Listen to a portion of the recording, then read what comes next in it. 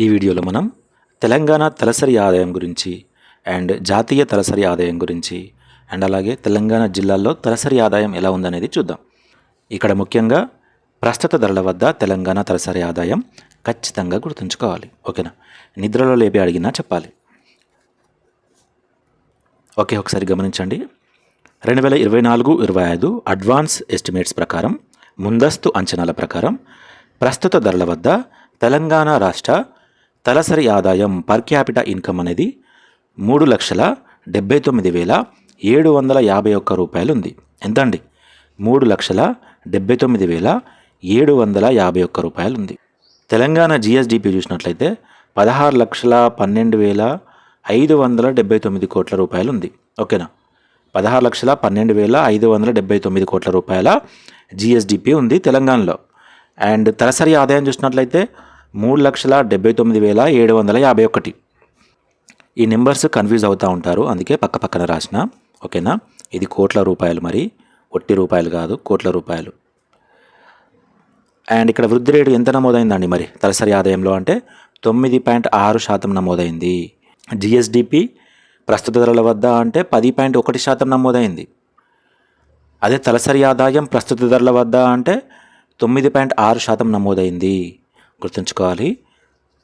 ప్రస్తుత ధరల వద్ద 2024-25లో 9.6% అయితే వృద్ధి రేటు నమోదైంది.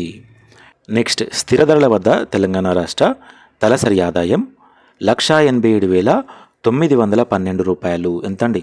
187,912 రూపాయలు. అంటే దాదాపు సగం ఉందా? సగం కంటే కొంచెం ఎక్కువ అంతే. ఓకేనా? ప్రస్తుత ధరల వద్ద తెలంగాణ తలసరి ఆదాయం 3,79,751 రూపాయలు అయితే, స్థిర ధరల వద్ద తెలంగాణ రాష్ట్ర తలసరి ఆదాయం 1,87,912 రూపాయలు. అయితే దీని వృద్ధి రేటు 6.2% మాత్రమే. ప్రస్తుత ధరల్లో వృద్ధి రేటు 9.6% అయితే, స్థిర ధరల్లో వృద్ధి రేటు 6.2%గా ఉంది. నెక్స్ట్, 2024-25 సెకండ్ అడ్వాన్స్ ఎస్టిమేట్స్ ప్రకారం ప్రస్తుత ధరల వద్ద జాతీయ తలసరి ఆదాయం 2,05,579 రూపాయలు ఉంది. మనదో 3,79,751 ఉంది. ఓకేనా? మన తెలంగాణ తలసరి ఆదాయం 3,79,751 రూపాయలు ఉంటే, జాతీయ తలసరి ఆదాయం 2,05,579 రూపాయలు ఉంది. అంటే మన తలసరి ఆదాయం కంటే జాతీయ తలసరి ఆదాయం 1,74,000 రూపాయలు తక్కువ ఉందని చెప్పుకోవచ్చు. ఓకేనా? ఇక్కడ వృద్ధి రేటు ఎంత నమోదైంది? 8.8%. ప్రస్తుత ధరల వద్ద జాతీయ తలసరి ఆదాయం యొక్క వృద్ధి రేటు 8.8%. నెక్స్ట్, స్థిర ధరల వద్ద చూసినట్లయితే, స్థిర ధరల వద్ద జాతీయ తలసరి ఆదాయం 1,14,705 రూపాయలు. మన తెలంగాణ యొక్క తలసరి ఆదాయం స్థిర ధరల వద్ద 1,87,912 రూపాయలు ఉంది. ఓకేనా? అదే జాతీయ తలసరి ఆదాయమో 1,14,705 రూపాయలుగా ఉంది. ఇక్కడ వృద్ధి రేటు 5.4% నమోదైంది. ఓకేనా? మళ్ళీ ఒకసారి గమనించండి.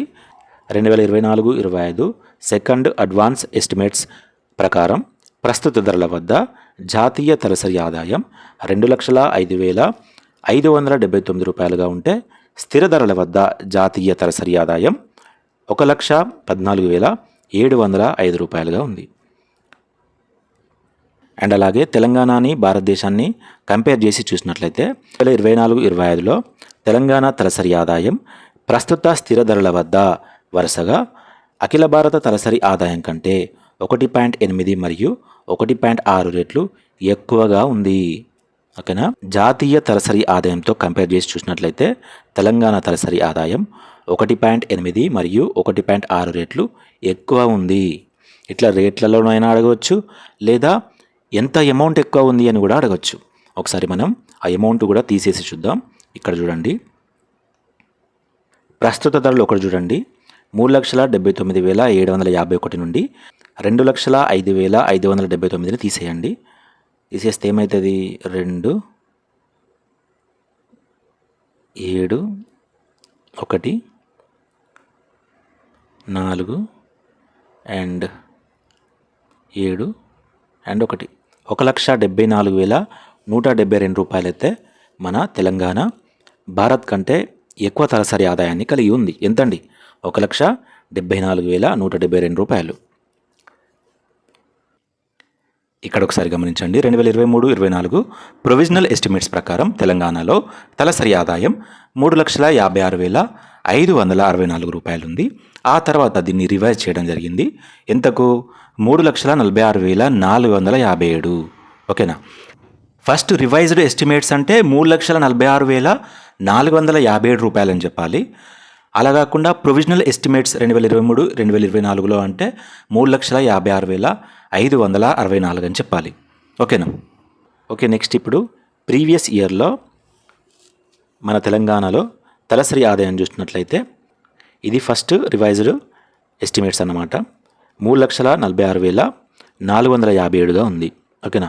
2023-24లో ప్రస్తుత ధరల వద్ద తెలంగాణలో ఫస్ట్ రివైజ్డ్ ఎస్టిమేట్స్ ప్రకారం మన తలసరి ఆదాయం 3,46,457గా ఉంది.